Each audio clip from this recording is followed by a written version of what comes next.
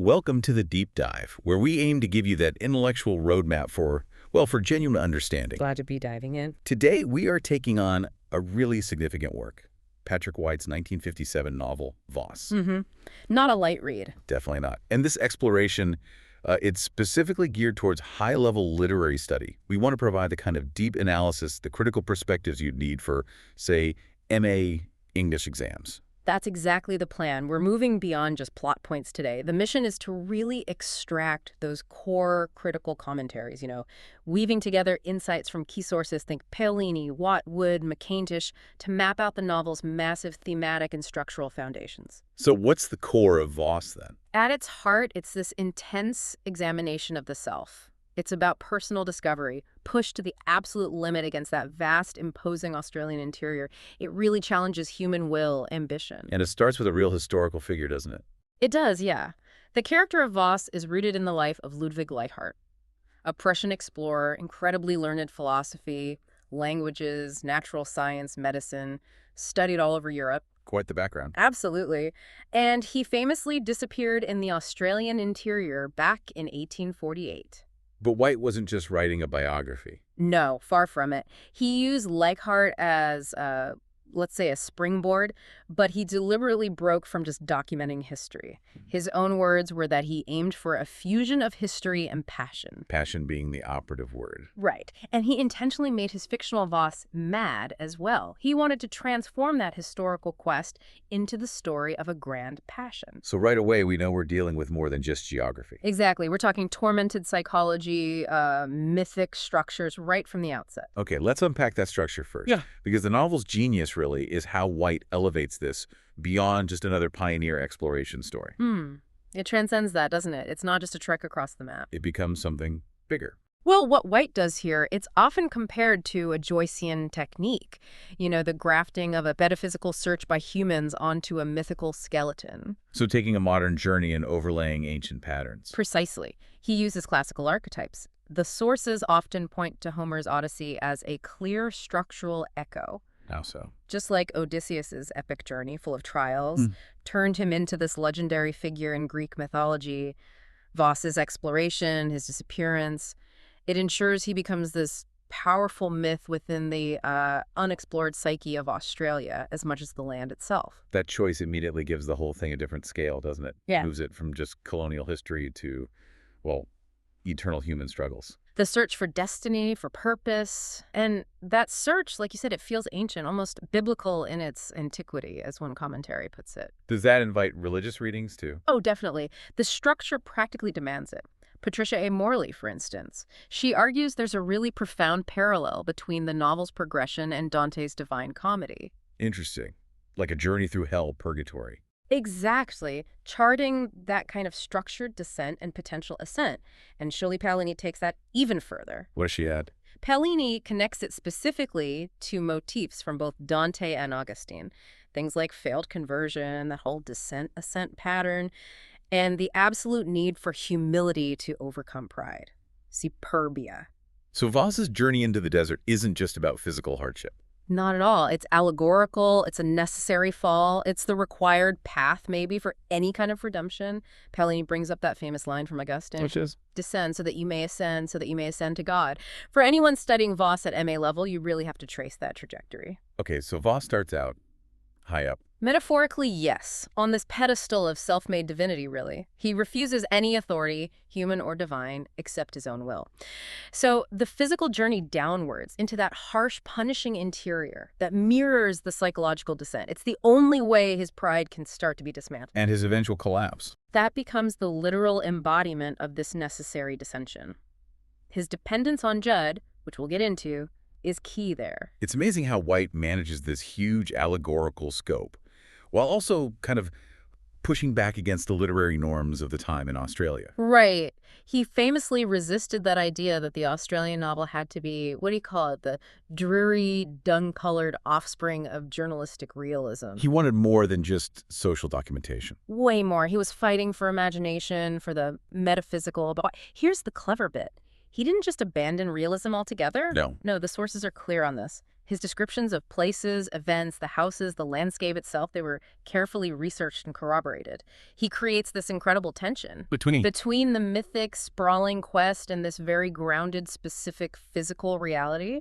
It makes the spiritual struggle feel weighty, real. And within that reality, Australia itself becomes more than just a setting. Absolutely. It functions almost as a protagonist.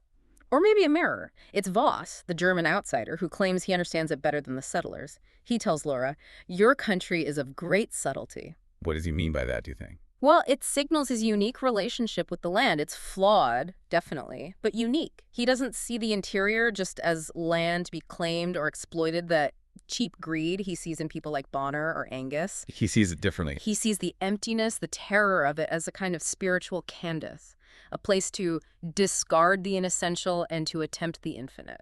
So the physical landscape reflects his internal one. Perfectly. The harshness mirrors the psychological interior he needs to conquer. It's the ideal stage for his narcissistic drama, forcing him to confront his own emptiness. It's a landscape so subtle, so vast, it just refuses to be tamed by human will alone. Okay, so if the interior is the stage for Voss's battle, then his relationship with Laura Trevelyan, that's the engine driving his psychological journey, right? Absolutely essential. They barely touch, physically speaking, but their bond is that grand passion White set out to capture. Which brings us to the telepathy, that surreal mental telepathy. Yeah, that's the bit many critics find the most controversial aspect. And look, if you read Voss strictly as realism, it doesn't quite track, does it? It stretches credibility a bit. But if you accept the novel's premise as being about spiritual union, about minds connecting across distance, then it becomes almost logically necessary. The physical separation creates the space for that pure psychic connection. And their actual physical contact is minimal. And deliberately vague when it happens. Remember Laura holding his bones? It suggests something already spectral, spiritual, not really carnal. Laura herself is fascinating. She's the intellectual counterweight to Voss, isn't she? She really is. An orphan, a bit of a social outsider, but with this incredibly sharp intellect. She sees right through his performance almost. She calls him out on his ambition. She's the first one to really name his flaw. She tells him, "This expedition, Mr. Voss, this expedition of yours is pure will." She's diagnosing his pride, his superbia right there. And she sees his isolation too. With stunning clarity. She describes him as so vast and ugly. Rocks of prejudice and, yes, even hatred. You are so isolated. It's brutal. Yet she's drawn to him. Drawn to that very isolation, paradoxically. She embraces it, saying, "You are my desert." It's a profound acceptance of his desolate nature. And she also defends his right to the journey, but on different grounds. That's crucial, yes. She says the country is his by right of vision. Not by conquest, not by colonial right, but by vision. It suggests she values that, striving for the infinite, even while she critiques the ego driving it. Their connection seems almost pathologically intense. Is there a critical lens for that? There is. George Watt's analysis is really useful here, especially for MA level study. He reads them as archetypical Cahutian narcissists. Cahutian narcissists. Can you unpack that a bit? Sure. Cahoot's self-psychology talks about narcissists needing self-objects, people who perfectly mirror back their own sense of grandiosity, real, messy, face-to-face intimacy. That threatens the idealized image. So the distance helps them. Psychologically, yes. Yeah. Watt argues their communication, the letters, the telepathy is perfect for this. It lets them maintain this ideal relationship free from the disturbing constraints of physical face-to-face contact. It keeps the ideal intact. Exactly. The relationship exists mainly in the mind, fulfilling those specific narcissistic needs without triggering their deep-seated fear of vulnerability, of intimacy. And the fact their brief physical contact is described as disturbing. And that just reinforces it, according to Watt. It underlines their shared sort of constitutional preference for isolation. So the telepathy isn't just a fantasy element. It's like psychological realism. Realism of the mind, perhaps, if not the physical world. Yeah. And their bond really solidifies in that key scene in the garden, Laura's revelation. What happens there? What's the significance? She gets this spiritual certainty. She knows she loves Voss, but she also sees with terrible clarity that his massive ego and powerful will make him inherently destructive, likely to be destroyed. But she accepts it. She accepts it and still wants to accompany him, spiritually at least. There's that symbol of the camellia. The flawed one. Yes, the marbled white camellia sport. It's this disturbing, defective flower emerging from the pure white, It's read as a metaphor for Voss's own defectiveness, his inner corruption. But she affirms their connection anyway. Despite seeing the flaw, yes. She says, "It is our beings that pleases me." It's like their shared existence, flawed as it is what matters. It moves beyond just narcissistic mirroring towards something deeper, maybe more existential. And that garden moment is also Laura's turning point, isn't it? She confronts her own will, her own earlier disbelief. It absolutely is. It sets her on her own path toward humility, which contrasts so sharply with Voss's continued defiance of God, of limits. And her path involves suffering, too. Vicarious suffering. Profoundly so. She undergoes this intense psychosomatic journey. There's the shared sort of pseudo-pregnancy with Rose portion, the former convict. Leading to the birth of Mercy. Right. Named Mercy precisely because Rose, through her own suffering, finally grasps the need for that Christian quality she'd lacked. And Laura herself endures this serious psychosomatic, if unknown, illness. Which Watt connects to Voss. Watt suggests it's the physical manifestation of her telepathically sharing Voss's final agonies. She's suffering with him, or maybe even for him. It confirms their spiritual union as one of shared sacrifice. And all this suffering brings her to a final understanding of Voss. Yes, an enlightened perspective, one that accepts his failure, his humanity, rather than clinging to his self-proclaimed divinity. What's her final word on him? Much later, talking to Colonel Hebden, she delivers this really powerful assessment. "I am convinced that Voss had in him a little of Christ, like other men. If he was composed of evil along with the good, he struggled with that evil and failed." Wow. So she brings him back down to earth. Completely. Strips away the grandiose vision, places him squarely among struggling, flawed humanity. The key is acknowledging the struggle was real, even if the outcome was ultimately failure. Okay, let's shift focus now to that physical journey itself and how it mirrors Voss's psychological downfall. His whole expedition is fueled by this colossal egotism, isn't it? Monumental egotism. The belief he can literally build a world, transcend human limits, just through sheer force of will. His view of God is central to that. Absolutely. He holds God in contempt. Why? Because, as he thinks, he is not in Voss's own image. It's the ultimate expression of pride. He rejects ordinary life, too. He does. He refuses the domestic path. Not for me to build a solid house. Domesticity means connection, vulnerability, grounding everything he resists. He believes his vision puts him above that, allows him to possess the land spiritually, unlike the settlers with their cheap greed. But White keeps puncturing that image, doesn't he? With these small, mundane details. Constantly. The bitten fingernails, the frayed cuffs. These details matter. Why do they matter? Because they're White's ironic commentary. They relentlessly undercut Voss's quest for deification. You can't be a god with frayed cuffs, right? It reminds you constantly that he's a physical being, his lofty claims always tethered to the messy reality of the flesh. And the desert itself becomes more than just a physical challenge. Paolini points this out really well. Voss starts to see the landscape itself as symbolizing hell. He calls it the approaches to hell, the devilish country. So the journey becomes infernal. In his perception, yes. The breakdowns, Pelferman's death, the party splitting these become, in that allegorical reading, a kind of prelude to eternal damnation. So if the desert forces that Augustinian descent we talked about, how does White actually show Voss's pride being stripped away? It's a slow, painful, often quite petty process. He fights humility tooth and nail. Think about that moment at the Christmas celebration. With Judd. Yeah, Judd offers him a simple piece of liver, basic sustenance, a gesture of shared humanity, and Voss refuses it out of perverted pride. That refusal seals his separation from Judd's kind of grounded moral integrity. But the real physical humbling comes later. When he's injured, yes.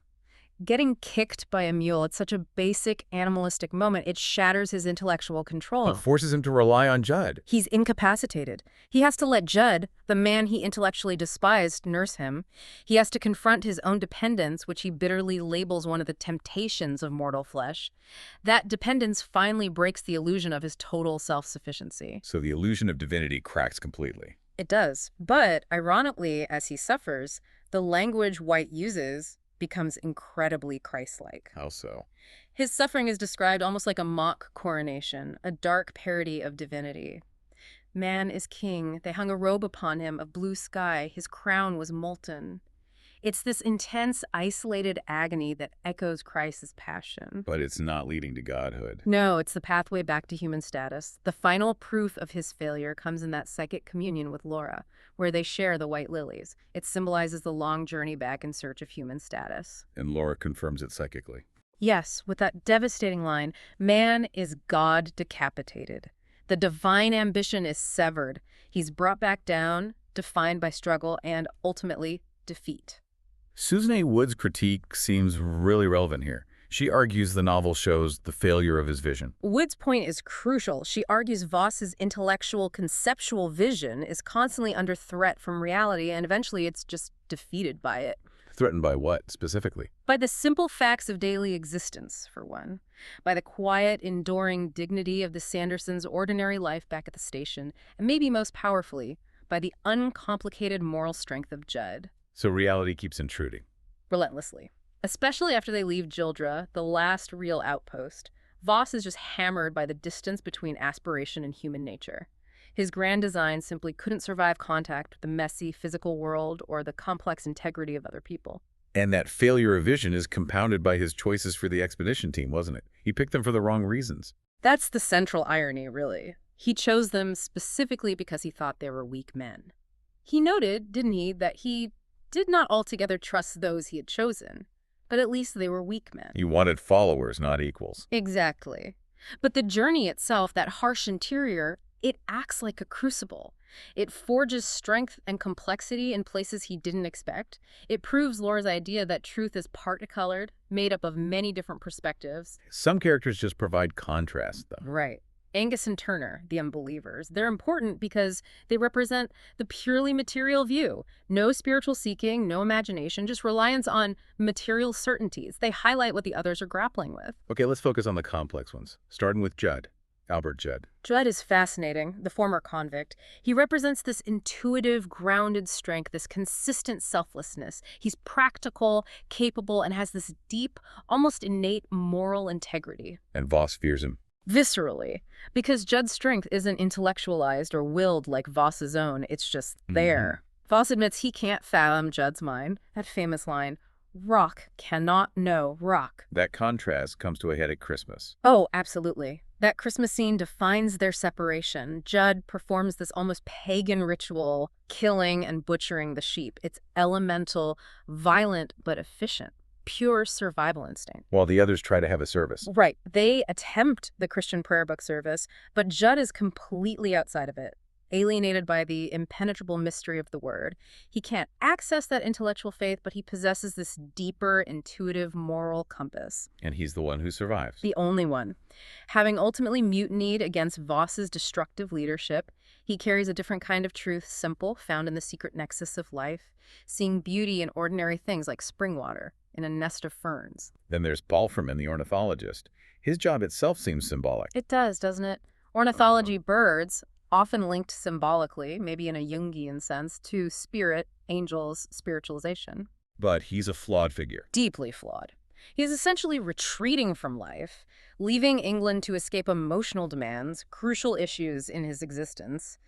Voss diagnoses it immediately as fleeing failure. He's looking for an easy spiritual out. Does his faith hold up? According to Wood's analysis, no. His intellectual faith fails him just before he dies. But his death isn't pointless. It triggers something profound, a kind of spiritual release or understanding for Harry Robarts. Okay, and Le Mesurier. He's described as Voss's shadow. Yeah, his alter ego. He mirrors Voss's blacker thoughts, shares that intellectual intensity, but he's also trapped by it. Unlike Voss, who imposes will, Le Mesurier is desperately seeking purpose. Does he find it? He has a brief flash of it, writing poetry back at Rhine Towers, a moment of light, illumination, but ultimately he sees Voss clearly. As what? As a flawed savior. A hero, yes, but like gold tarnishing into baser metals. Recognizing Voss's failure, seeing the ideal crumble, is what seems to lead to his own suicide. It's almost a Judas-like despair, perhaps. The intellectual awareness of the failure becomes unbearable. Which leaves Harry Robarts. The complete opposite, in a way. The simple English lad. His strength is his lack of sophistication, his lack of self-consciousness. It allows him to receive truth directly in a blinding light. His vision isn't intellectual. No, it's pure gift, unmediated. He's the one who literally sees the white bird depart out of the hole in Mr. Paul Freeman's side. It's this confirmation of spiritual reality, witnessed only by his simple, uncomplicated soul. It suggests truth isn't always found through intellect. And finally, we absolutely have to talk about the Aborigines in the novel. Crucial. They represent the original spiritual ownership of the land, the inalienable right. And Voss, interestingly, recognizes this on some level. Yeah. He notes the sound their bare feet make on the earth, a slight but very particular sound. A connection the colonists in their heavy boots just don't have. Their whole worldview is different. In what way? Jackie explains how the dead are everywhere, existing as spirits. It's this continuous metaphysical concept of existence, completely alien to the colonists with their linear material thinking. Which makes the final scene with Voss and Jackie even more powerful. It's utterly heartbreaking, isn't it? Voss, in his final moments, tries to bridge the gap. He says they are necessary to one another, black fellow, white man, friend together. A plea for connection, for unity. But Jackie, tragically caught between cultures, having rejected his own but not accepted by the whites, has literally forgotten the meaning, the usage of the word friend.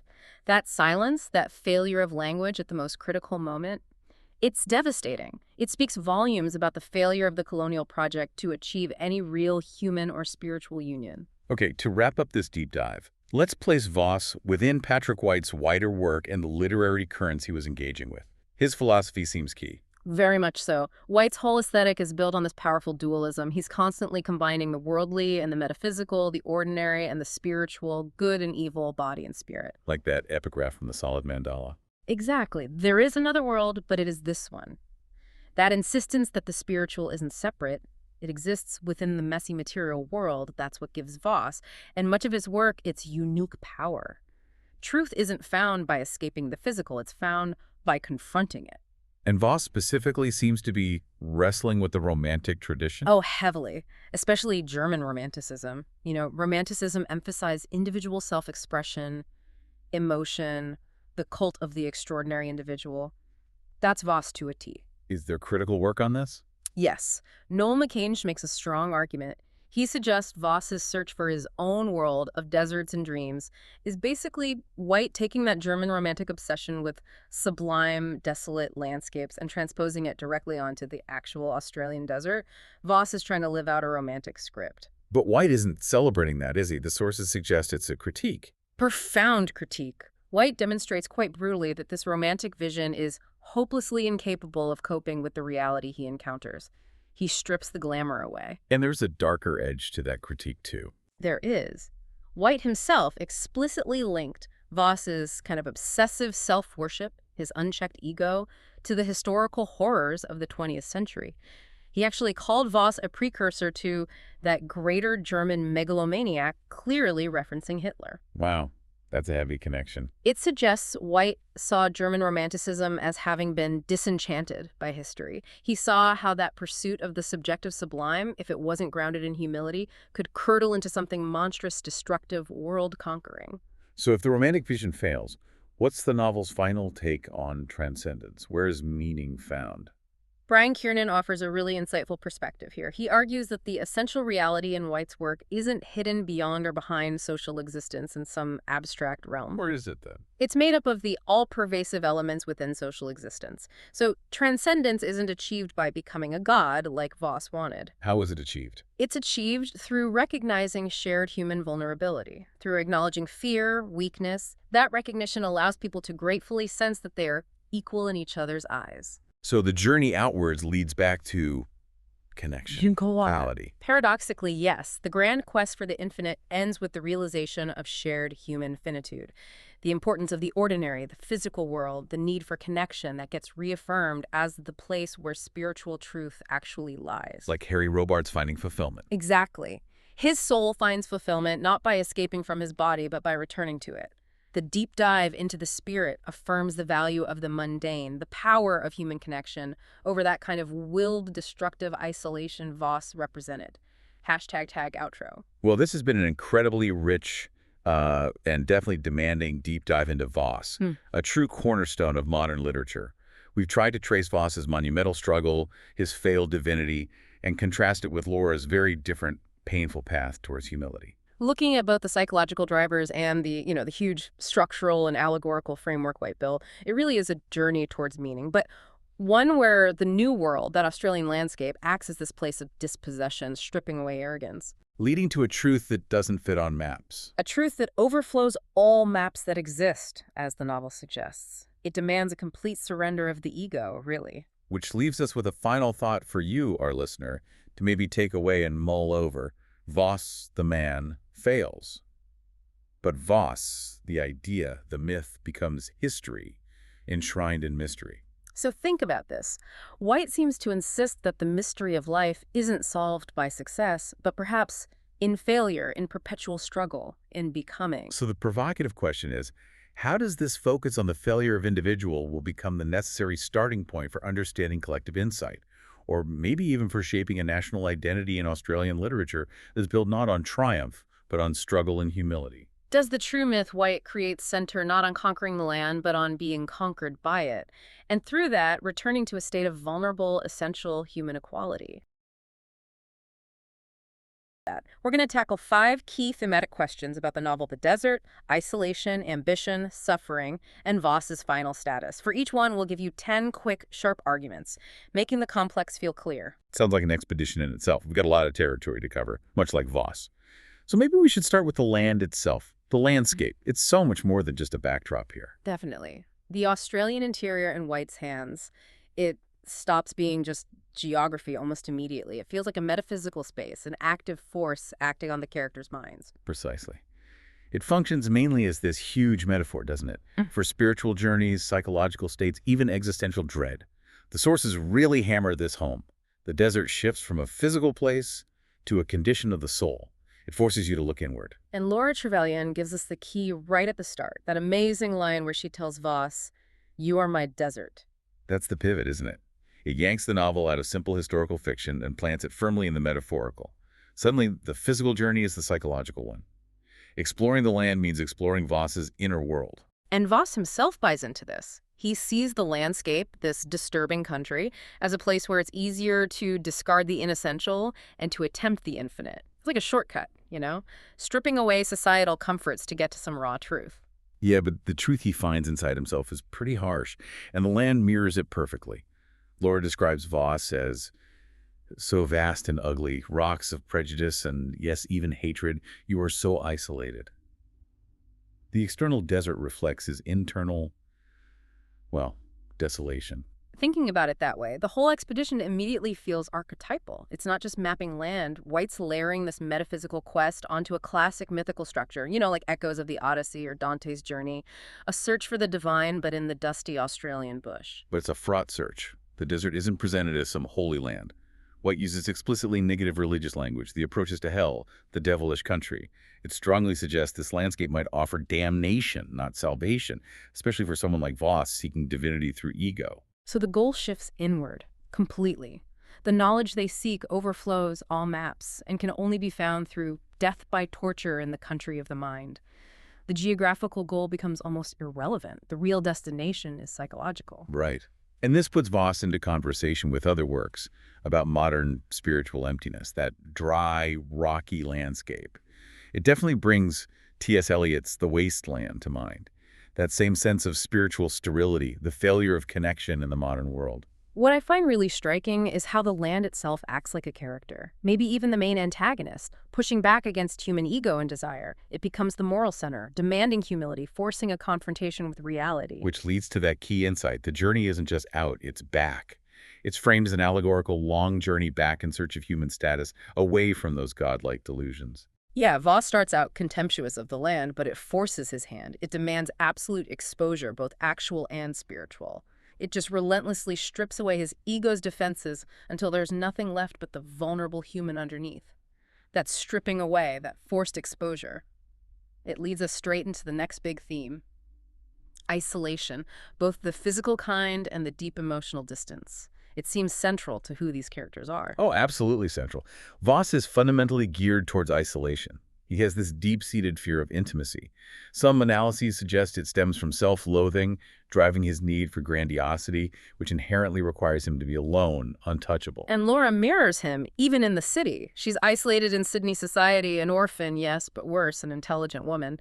That makes her an outsider from the get-go, even before Voss rides off. Voss actively cultivates what's called an unnatural marginality. His whole grand project depends on this idea of total self-sufficiency. He thinks he can become more than human by rejecting love, connection, which of course is tragically ironic. And it explains why their intense connection, their grand passion, only functions at a distance. It's all letters, telepathy. It couldn't possibly work face to face. It's this sort of imaginative bond, avoiding the reality of human contact. And the expedition physically enforces this. Jildra, that last outpost, is literally the last terminating point of the normative civilized world. Crossing that boundary just speeds up the internal psychological separation for everyone involved. Voss fights intimacy tooth and nail, doesn't he? Even with his own men. Le Mesurier sees it clearly. Voss fears any truth that might puncture the willed myth about his own invincibility. Connection is a threat to his whole self-image. But White isn't saying connection is impossible or bad. Actually, the novel suggests growth, maybe even transcendence, only happens when people manage to pull each other back from that isolating distances of the emotional desert landscape. Real connection is the antidote. It's a messy antidote, though. Their bond, Voss and Laura's, is built on recognizing their shared damage, accepting each other as indescribably ugly, untidy, painful. There's a strange complicity in their shared alienation. And it's crucial to remember this isn't just about the physical desert. Sydney itself is portrayed as spiritually barren, sterile, echoes of Eliot again.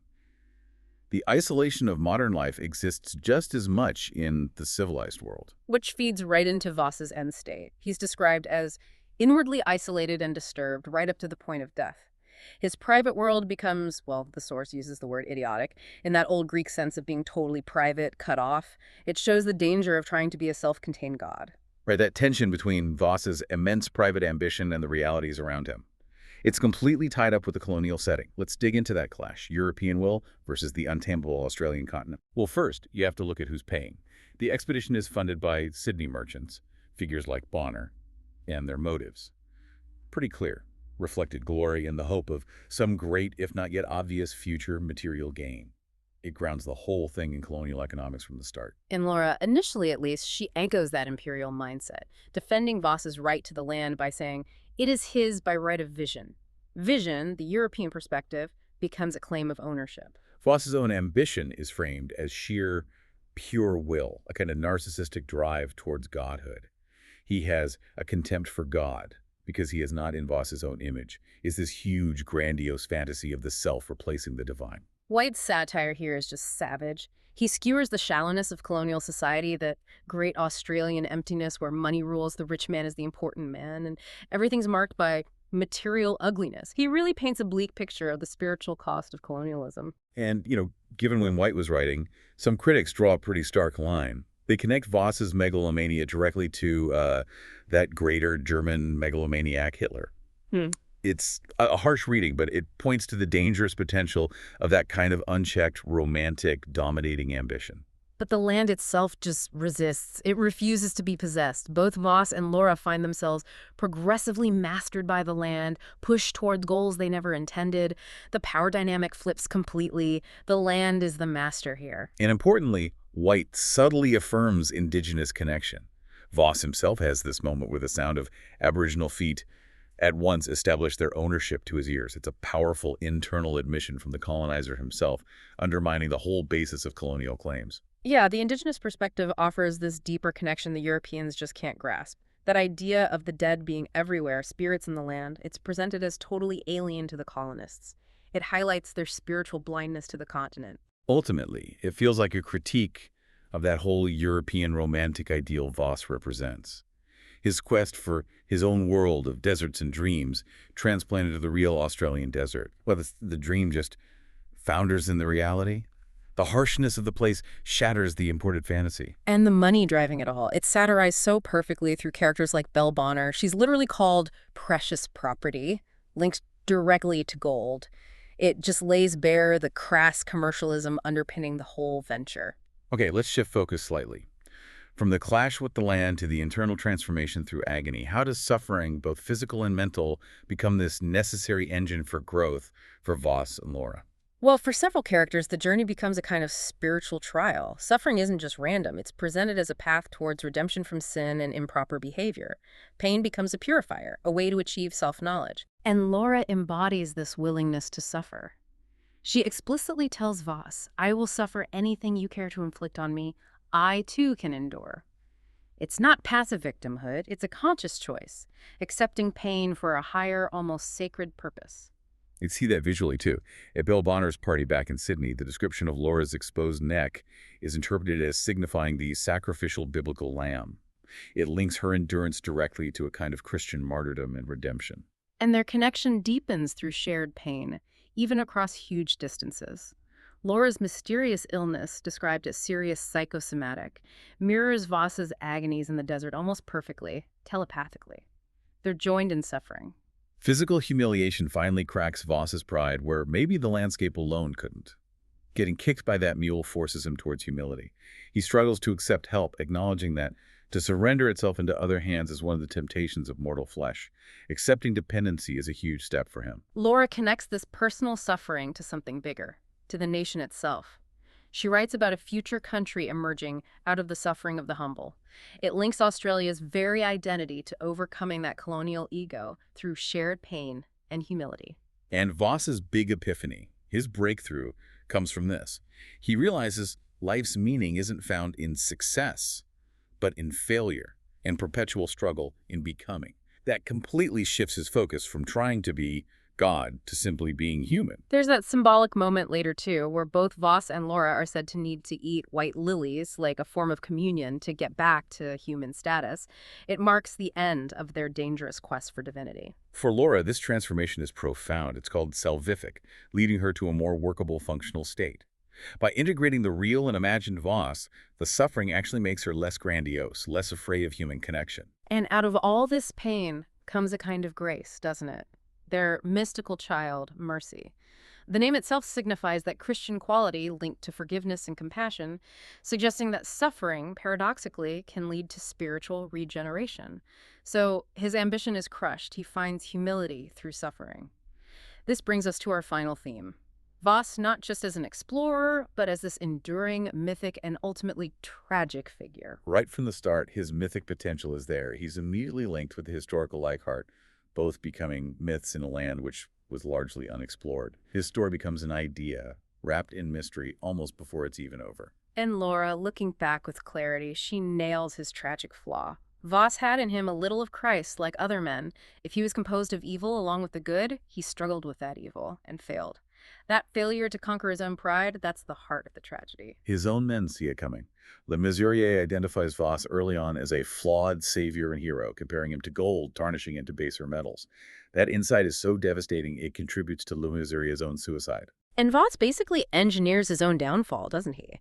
By deliberately choosing men he saw as weak, thinking his strength alone would suffice. It fulfills earlier warnings about the expedition's fate. His arrogance sealed it. His God complex was always shaky, always threatened by basic humanity, the simple dignity of the Sandersons, Judd's quiet strength, Laura constantly occupying his thoughts. That gap, the distance between aspiration and human nature, was always there, undermining him. And the timing is just heartbreaking. He finally gets it, realizes he's not God but man, but it's too late. He finds humility right at the moment of death. That's pure tragic irony. Exactly. His end confirms his humanity, not his divinity. Judd's report suggests he died, recognizing he was not God, but man, possibly spirit, a violent, physical, very human end. Yet paradoxically, the failure is the success in a way. It's the struggle, the becoming human, that turns his story into a myth, making him a part of legends and history. His enduring status comes directly from his failure. Yeah, the public remembers the myth, not the messy reality. The bronze statues, the legends. They smooth over the brutal facts, like his reported decapitation by Jackie. Myth-making replaces the complex, violent truth of his failure. And that quiet moment, admitting to Le Mesurier, of course, we are both failures.